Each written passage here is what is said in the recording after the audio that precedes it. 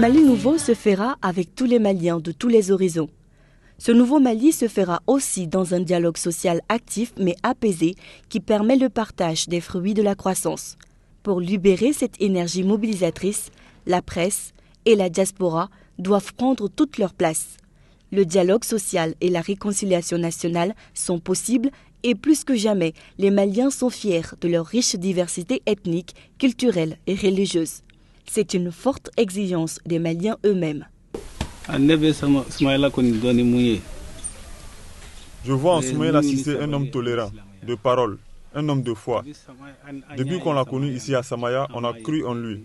Il résout tous les problèmes qu'on lui présente. C'est un homme de parole et de confiance. Parmi tous les partis politiques, celui qui peut résoudre le problème du Mali, c'est Soumaïla Cissé. Soumaïla Cissé. S'il règne, nous serons tous heureux. Nous voulons qu'il construise le pays, qu'il fasse avancer le pays, qu'il soit juste avec les populations, qu'il ne mette pas de différence entre les ethnies, que ce soit Songhai, Maraka, Bambara, Peul, Tamashek, qu'il soit juste entre les ethnies.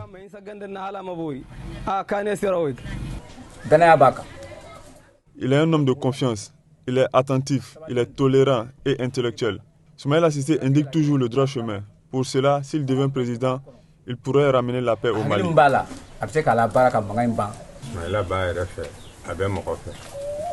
Soumaïla Cissé s'aime d'abord.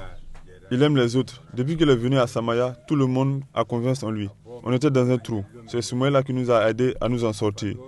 Pour cela, nous ne pouvons jamais l'oublier. Nous l'aimons grâce à son honnêteté et à son sens de l'humanisme.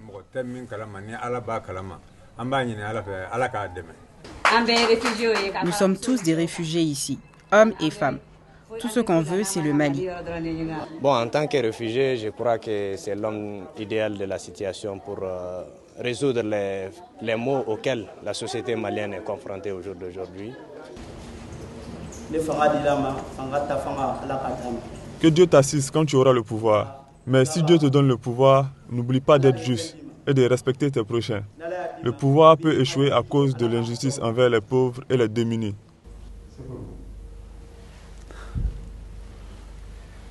Nous avons déjà parlé sur notre programme pour un Mali nouveau et nous avons parlé du premier pilier. Aujourd'hui, nous allons parler du deuxième pilier. Le premier pilier, c'était les institutions que nous voulions fortes pour asseoir notre République. Mais vous savez, un parti politique ou une coalition politique peut s'accaparer quelque part de toutes les institutions, que ce soit l'Assemblée nationale, que ce soit la superstructure de la justice, etc. C'est pour ça que j'ai pensé, avec le deuxième pilier, qu'il nous faut développer une société civile forte et responsable, qui sert aussi de contre-pouvoir. Il faut que le gouvernement, que les institutions aient du répondant dans notre société. C'est pour ça que nous devons faire en sorte que la presse soit libre, indépendante. Et pour ce faire, nous allons autoriser de nouveaux organes de presse, comme de nouvelles télévisions privées. Nous allons augmenter l'aide publique à la presse. Nous allons faire en sorte que la presse privée puisse accéder aussi aux publicités, aux prestations de l'État, que ce ne soit pas un simple monopole, ça me paraît important. Et nous devons aider la presse à mieux se former, à avoir de bonnes centrales d'achat. J'ai eu d'ailleurs l'occasion d'aider la presse malienne quand j'étais président de l'UOMOA pour nous permettre d'avoir une centrale d'achat, en tout cas sur le papier, par une bonne subvention. Ça a aidé quelque part et je crois que c'est utile que le gouvernement puisse s'inscrire durablement dans ce chemin. Enfin, et plus important, il faut sécuriser les journalistes. Il faut leur permettre de faire leur métier. S'il faut de nouveaux textes, il faut prendre ces nouveaux textes. Nous devons accepter la critique. Nous devons écouter ce que disent les journalistes et les communicateurs et qu'il y ait un espace de discussion, de contradiction dans ce domaine. Ensuite, nous avons une diaspora nombreuse. Je l'ai rencontrée dans presque tous les pays du monde, et en particulier les pays africains. Elle a des idées, elle a une volonté de participer au développement du pays. Mais accueillons-la, aidons-la à s'installer. Voyons les idées qu'elle véhicule, que cette diaspora, on puisse lui faire la place. Quand elle vient à Bamako, qu'il y ait un guichet pour la diaspora. Quand elle veut investir, qu'on lui facilite l'accès au terrain, qu'on l'aide à trouver des endroits pour se loger, qu'on travaille sur les garanties, sur les sécurités, pour que ceux qui travaillent ailleurs, que leurs parents puissent être pris en charge dans le cadre d'une sécurité sociale élargie, que nous travaillons encore plus avec les pays d'accueil pour que nos ressortissants puissent vivre en paix, en sécurité, dans de très bonnes conditions, qu'ils puissent accéder facilement aux papiers administratifs, qu'ils ne soient pas obligés de traverser plusieurs pays pour avoir une simple carte consulaire. Je connais le cas des Maliens qui sont au Bénin, qui ont leur consulat jusqu'au Ghana, qui doivent donc traverser le Togo, le Bénin et le Togo pour aller jusqu'au Ghana. Je crois qu'il faut mettre fin à tout cela, revoir la carte diplomatique en fonction de la présence des Maliens, de nos relations avec les pays d'accueil, parce que les Maliens de l'extérieur transfèrent chez nous beaucoup plus que l'aide publique au développement. J'en suis témoin, j'ai été leur ministre, le ministre des Finances du Mali, et je sais ce que valent les transferts des Maliens de l'extérieur. Qu'est-ce qu'ils apportent à notre économie? Qu'est-ce qu'ils font comme investissement dans leur village d'origine et dans leur région d'origine? Ce qui fait que cette diaspora doit être considérée, respectée et doit être écoutée. Ensuite, dans un pays comme le nôtre, un pays de vieille histoire, un pays de vieille culture, nous avons des mécanismes qu'il faut continuer à développer. C'est le dialogue, tout simplement le dialogue social. Si nous nous parlons régulièrement, si nous acceptons les critiques des uns et des autres, il y a beaucoup de conflits qu'on pourrait éviter. On éviterait certainement des grèves paralysantes. On aurait pu même peut-être éviter certains conflits beaucoup plus graves. C'est pour ça que je développerai le dialogue social. Il faut que le gouvernement et les syndicats se parlent le plus possible.